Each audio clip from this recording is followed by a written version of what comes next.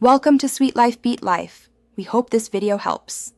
You've opened the notebook and immediately switched to thumbnails. This saves time.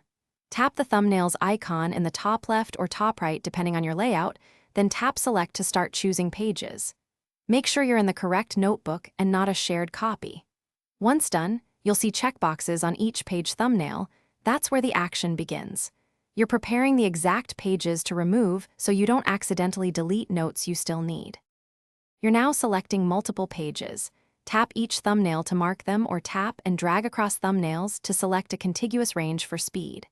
As you select, verify check marks on every page you intend to remove so you don't lose work. Once the set is complete, tap the trash/delete icon that appears in the toolbar to cue those pages for deletion. You're doing this to reduce file size and clean up your notes. Make sure only unwanted pages are checked. Tap Delete and confirm when prompted. Goodnotes moves pages to recently deleted rather than erasing them forever immediately. You can undo right away if you changed your mind, or open recently deleted within 30 days to restore specific pages.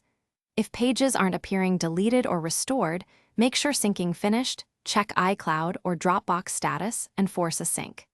If problems persist, export the notebook before further edits to preserve content. This protects you while troubleshooting. Thanks for watching. Consider subscribing if we helped you.